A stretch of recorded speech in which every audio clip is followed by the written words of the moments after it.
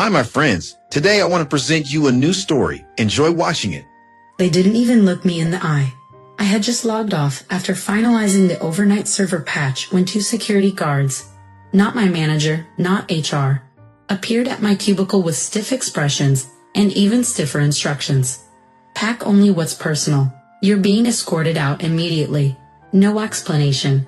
No thanks for 19 years of loyalty. Just cold silence and a cardboard box. As I walked down the hallway I paced for nearly 2 decades. The same one where I used to hand out birthday cupcakes and fix broken monitors. I noticed the hush. People avoided my eyes. Some even turned their monitors off as I passed. I felt radioactive. I reached the elevator. The guards didn't say a word. But then, Katharinia, a whisper, low and rushed. I turned. It was Ellie, little Ellie from QA, barely 2 years into the company, bright-eyed and always asking me questions about systems logic.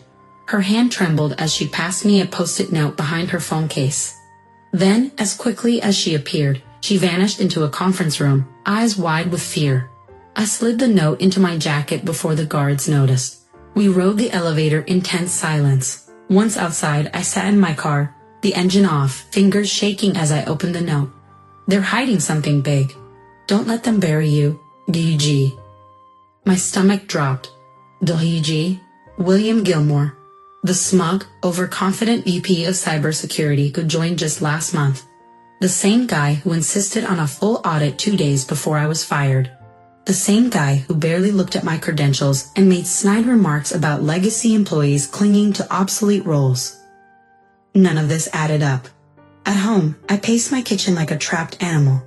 My severance email had arrived before I reached the driveway, boilerplate text, NDA clause, and a warning. Any attempt to access company resources post-termination will be treated as a breach of protocol and referred to legal counsel.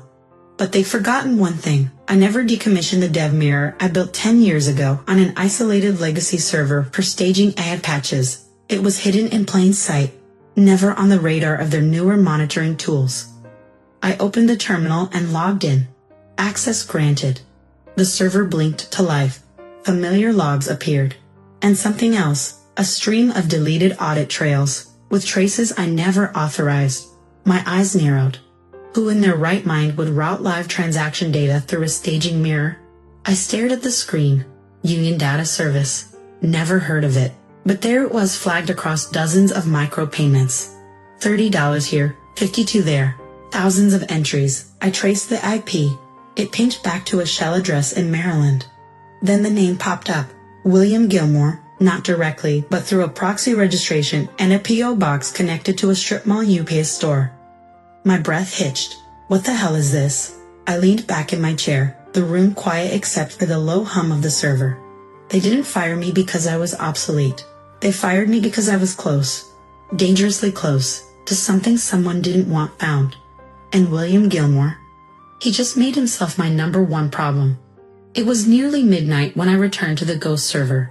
It still pulsed quietly in a forgotten corner of MTech's cloud, like an old heartbeat no one remembered, except me. Thousands of micropayments routed through a contractor union data service, processed in real time via obfuscated paths. They weren't in any of the company's formal billing pipelines, meaning someone deliberately kept them off the books. Worse, the credentials used to authorize them were once tied to my old admin token, retired last quarter. They were setting me up. I zoomed in on one audit log. It had been altered 2 days before the surprise cybersecurity review. Right before my access was revoked. File modified by dewgilmore.admin.temp. I froze. William Gilmore had created a shadow admin account. Sloppy. My phone vibrated. Unknown number. I answered, keeping my voice steady. Hello. A breath. Then a low voice. Stop digging, Katharinia. Not everything needs to be found. Click. I stared at the phone. My hands went cold. The only people who knew about this mirror server were me and one intern who helped set it up years ago. Ellie? No, she wouldn't. Suddenly, my screen flickered. A remote connection attempt. Someone was trying to breach the mirror server, now. I yanked the connection, copied every log, and shut it down. They knew I was looking, and they were already coming to bury it. By dawn, I had pieced together the skeleton of the scheme. Two shell corporations, Velterix LLC and Neospan Global, both routing funds from Union Data Service. The registered addresses, a UK box in Tulsa and a residential trailer in Nevada. I traced the routing IPs and payment authorizations. They led straight to William Gilmore and Shirley Creighton, our general counsel. It wasn't just embezzlement. It was an inside job, and I'd been fired to cover it. I called Ellie. "Are you alone?" I asked. There was silence, then a whispered, "Yes, Catherine, what's going on?" "My keycard was deactivated this morning." I cursed under my breath. "They're cleaning house. I heard them in the stairwell last night," she said. "Shirley was yelling at someone to shut it down before that woman gets loud." That woman was me. I hung up and opened my old external drive, the one with encrypted backups of every monthly audit I ever run. I decrypted the last 6 months. There it was, $5.1 million, funneled across 37 transactions, all greenlit by Shirley. My stomach churned. This wasn't just theft, it was raw, corporate, calculated, and methodical. Then my door handle rattled. I froze. No knock. No footsteps. Just a slow turn of the knob. I backed away and grabbed the letter opener from my desk drawer. They weren't just burying data. They were ready to bury me too.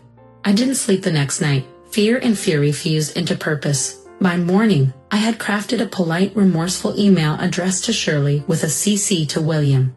The subject: formal apology and resignation request. But embedded in the signature block was something far less polite. A concealed payload. My custom script, Black Echo, designed to quietly extract, timestamp, and replicate every fraudulent authorization they touched. Once triggered, it would copy itself to 5 board members' inboxes and a journalist at Business Globe. I hit send. 10 minutes later, my phone rang. "Catherine." William's voice was ice. "That little stunt will cost you." "I just apologize," I reply evenly. "Didn't you get my gift?" A beat. Then the line went dead. 20 minutes passed. Then a knock at my apartment door. I didn't open it. "You're playing a dangerous game," William growled from the hallway. "This won't end the way you think." I recorded every word on my phone. "Neither will yours," I whispered back through the door. Behind me, the progress bar on the script hit 100%. Sent. Archived. Backed up thrice. Now it was only a matter of time. And time, for once, was on my side. It began with sirens. I watched from across the street as federal agents stormed MTech Dynamics, black windbreakers, drawn badges, chaos erupting behind glass walls. I spotted Shirley being let out, her face bloodless, wrists cuffed. Moments later, William followed, shouting, "This is a mistake. I was set up." A poetic lie, really. Later, I sat across from Agent Rios at a downtown office. My phone buzzed with news alerts. Whistleblower exposes $5.1 million at fraud. SEC investigates MTech executives. "You covered your tracks well," Rios said, flipping through a thick file. "We traced the shell companies. It's airtight." I sipped cold coffee. They were sloppy, arrogant. He smiled. "You didn't just bring down a scheme. You stopped a culture." A week later, MTech's board offered a $2.7 million settlement. No reinstatement, but I didn't need it. I signed with a steady hand. 3 months on, I opened the Glass Code Initiative, a nonprofit funding cybersecurity scholarships for young women from underserved communities. As I stood at the podium of our launch event, I thought of the hallway where it all began. The whisper, the note, the betrayal. Sometimes justice isn't a courtroom. Sometimes it's a keyboard, a truth, and the courage to hit send. Friends, what do you think of this story? Write your opinion in the comments. Would you like more stories? Don't forget to subscribe and hit the bell button so you don't miss any videos. See you tomorrow.